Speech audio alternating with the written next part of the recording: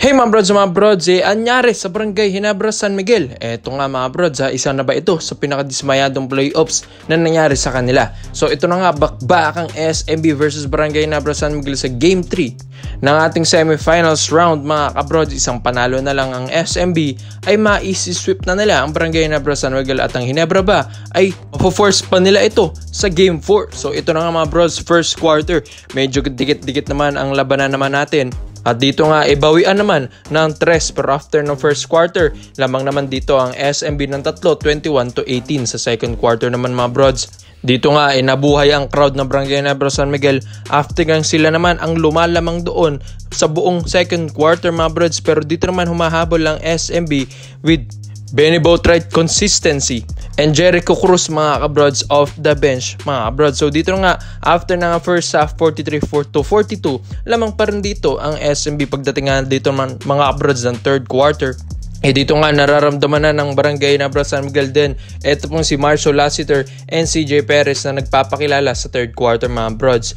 And dito nga sa Barangay Ginebra San Miguel naman, Scotty naman isa sa mga consistent din na player dito sa Ginebra. Siya rin naman ang isa sa naghahabol din dito. So after ng third, 75-69, at dito na nga sa fourth quarter mga brods. Dito na nga mga brods sa ating last quarter, dito rin natin nakikitaan yung sagutan ng dalawang import ng si Boatwright and si Tony Bishop mga kabrods. And dito na nga tumutulong na rin ito pong si Japet Aguilar sa Barangay Ginebra San Miguel. And ito mga brods, bago tayo mag fourth quarter, na-injured nga pala ito pong si Jamie Malonzo sa third quarter.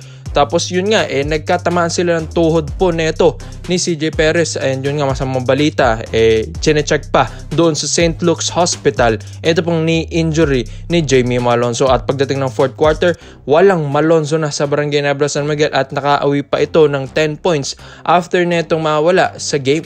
So sayang yun mga brods, wala na masyadong tumulong sa Ginebra after nang ma-injured si Jamie Malonzo.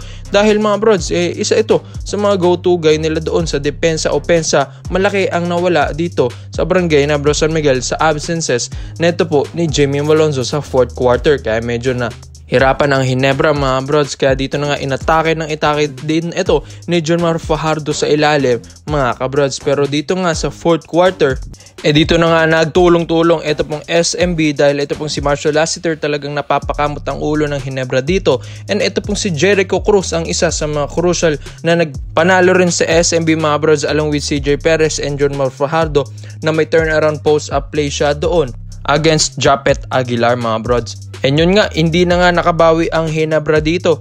The last 8 seconds na ng mga brods ng ball game, 89-94. Titira sana ito ni Tony Bishop pero nablangka naman ito. So magandang depensa ng SMB, magandang ball rotation ng SMB mga brods.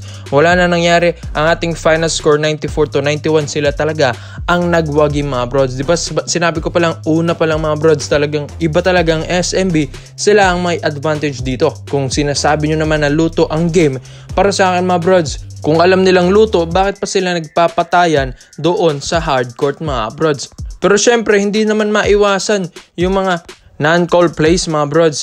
Syempre, normal naman din yan. Maski nga sa NBA, may mga nakakaligtaan doon yung mga referees. Pero pagdating sa luto, yung game mismo, malabo mga brods. Talagang binigay ng SMB ang kanilang best at binigay rin ng Ginebra ang kanilang best. Kaya yung pinakamagaling na kupunan talaga sa huli ang mananalo dito mga brods. Yes, may mga luto siguro sa mga trades, sa lineup mga brods.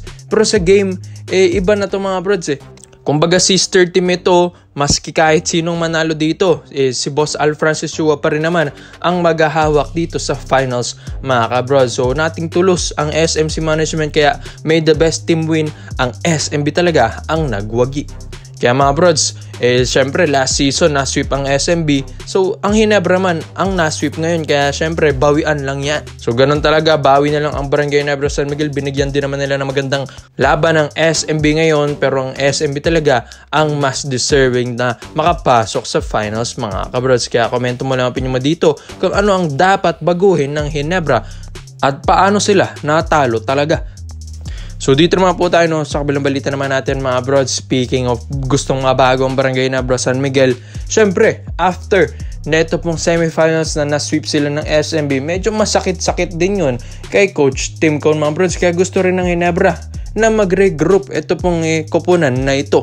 Kaya mga brods, ito pong offer ng TNT na ito pong si Mikey Williams, baka nga ito ang isa sa mga talagang ifo-focus na trade ng Barangay Hinebra San Miguel ngayong off-season na nila. Sinasabi nila na Boracay ng Hinebra. Syempre mga bros, normal lang naman yan.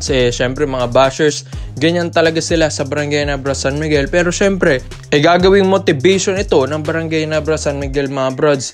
Iti-take nila ito as positive dahil syempre gusto nila mas lumakas pa sila at mas maging better pa sila. Siguro nga sinasabi nila na mas better nga na si Justin Brownlee talaga ang naglaro ngayong season mga kabrods dahil sila ang defending champions.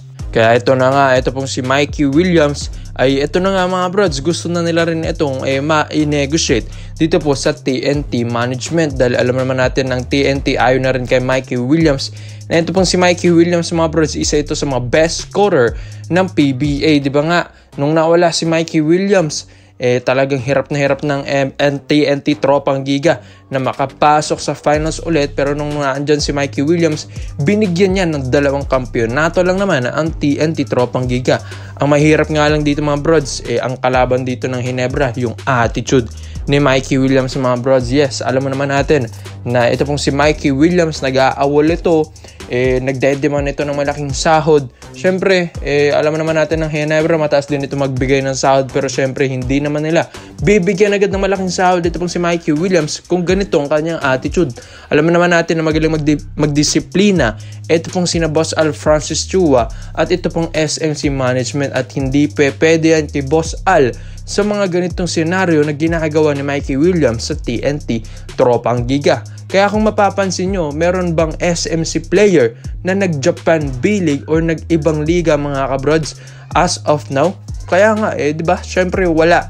As of now, dahil yun nga, alam naman natin na magaling mag-handle or humawak ang SMC management doon sa mga players nila dahil binibigyan talaga nila ito ng magandang sahod mga brods. So ito pong si Mikey Williams, malaking boost ito sa Barangay Hinebra San Miguel dahil ito nga, isa ito sa mga magbibigay talaga ng magandang scoring sa Barangay Hinebra San Miguel next season if ever mang matuloy ang trade na ito. At sinasabi nga rin nila, maganda rin dahil babalik na rin ito pong si JB, ang Noipi ng PBA natin at ang Barangay Hinebra San Miguel's best import talaga, babalik na rin. And along with Mikey Williams, if ever man, mas lalakas talagang Barangay Hinebra San Miguel next season, at ito ang aabangan talaga ng iba't ibang koponan. So syempre magbabounce back ang Hinebra, ganun man talaga mga brods, ganyan ang laro, matatalo ka talaga and mananalo ka rin naman minsan kung magiging better ka. Kaya gagawin mo yung motivation para nga sa next season